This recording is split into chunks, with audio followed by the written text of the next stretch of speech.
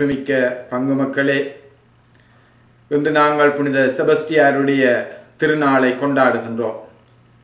இயேசுவை போன்று 33 ஆண்டுகள் வாழ்ந்தவர்தான் புனித செபஸ்டியார். நர்பன் என்ற நகரிலே பிறந்தாலும் மிலான் என்னுமிடத்திலே போர்க்கலைக்கான படிப்பை முடித்தார். தன்னுடைய மகன் ஒரு போர் வீரனாக திகழ வேண்டும் என்ற பெற்றோரின் விருப்பத்தை நிறைவேற்ற தனது 28வது வயதிலே மிலான் நகரை விட்டு ரோமைக்கு சென்றார். காரினுஸ் என்ற அரசனின் படையில் ஓர் போர் வீரனாக சேர்ந்தார். அங்கு சக வீரர்கள் கடவுளின் மீது விசுவாசத்தில் தளர்ச்சியுற்றிருப்பதை கண்டு அவர்களை விசுவாசத்தில் உறுதிப்படுத்தினார். இவர் அமைதியின் உருவமாக இருந்தாலும் துணிவிலும் போர் திறமையிலும் பேர் போனவராக விளங்கினார். 285ஆம் ஆண்டு இல்லிரிக்கும் என்ற இடத்தில் நடந்த போரிலே காரினுஸ் அரசன் மாண்ட பிறகு டியோக்லேசியன் அரியணை ஏறினார். புனித செபஸ்டியார் ஒரு கத்தோலிக்கர் என்று அறியாத அரசன் அவரை படை தளபதியாகவும் அரசரின் பாதுகாப்பு பிரிவுக்கு தலைவராகவும் நியமித்தார். வேத கலாபனையினுடைய காலத்திலே ஒரு கிறிஸ்தவன் படை வீரனாக இருந்தால் அவரை யாரும் ஏற்றுக்கொள்ள மாட்டார்கள். அவர்கள் கடவுளை மறுதலிக்காவிட்டால் கடைசி துளி இரத்தம் சிந்தி இறக்கும் வரை துன்புறுத்தப்பட்டார்கள். ஆனால் அவர்கள் வாழ்க்கையை விட விசுவாசத்தை பெரிதாக மதித்து விசுவாசத்திற்காக விதைக்கப்பட்டார்கள். இத்தகைய சூழ்நிலையில் ரோமை நகரின் ஆளுநராக இருந்து கொண்டு கிறிஸ்தவ மதத்தை பின்பற்ற முடியாத காரணத்தால் வேறு காரணத்தை சொல்லி தன்னுடைய பதவியை அவர் ராஜினாமா செய்தார்.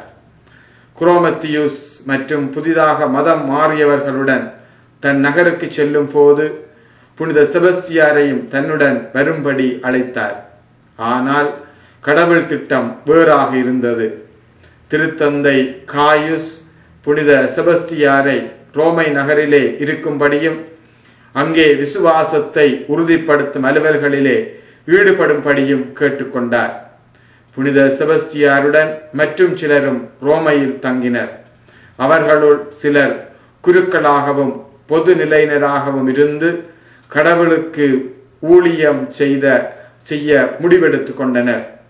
பல பணிகளை செய்து திருச்சபையின் பாதுகாப்பாளர் என்று திருத்தந்தையினாலே பெருமையாக இவர் அழைக்கப்பட்டார். கிறிஸ்தவ மறையிலிருந்து மரக விலத்ததால் ஒரு மரத்திலே கட்டி அம்புகளால் அவரை எய்தனர்.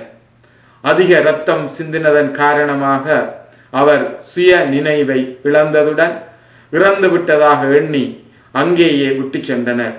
ஆனால் இரனே என்கின்ற பெண்மணி அவருக்கு சிகிச்சை கொடுத்து உயிர் பிழைக்க பண்ணினார். ஒரு நாள் அரசனை பார்க்க சென்றபோது அரசன் அவரை கைது செய்து விளையாட்டு அரங்கிலே கொடூரமாக கொலை செய்து சடலத்தை ஆற்றிலே எறிந்து விட்டார்.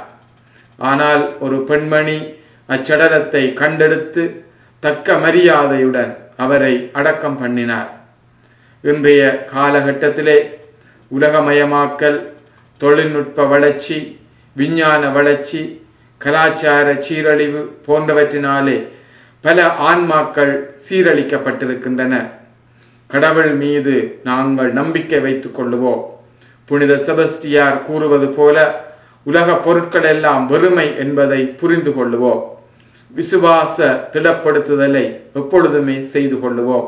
விசுவாசத்துக்காக இயேசுவுக்காக தன்னுடைய உயிரையே அர்ப்பணித்த புனித செபஸ்டியாரை எங்களுடைய மனங்களிலே எண்ணி புனித செபஸ்டியாருடைய வாழ்வை நாங்களும் வாழ்ந்து விசுவாசத்துக்காக சிறிய சிறிய விசுவாச செயல்களிலே நாங்கள் ஈடுபட்டு இயேசுவினுடைய போர் வீரர்களாக மாற இயேசுவுக்காகவே எங்களுடைய வாழ்வை அர்ப்பணித்துக் கொள்ள பொது நிலையினராக இருந்தாலும் இயேசுவுக்கான சிறிய பணிகளிலே ஆழமான விசுவாசத்தோடு ஈடுபட இந்த புனித செபஸ்டியாருடைய நாளிலே நாங்கள் வேண்டிக் கொள்ளுவோமாக.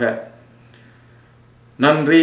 மீண்டும் அடுத்த வாரம் இன்னொரு செய்தியிலே உங்களை சந்தித்துக் கொள்ளுகின்றேன்.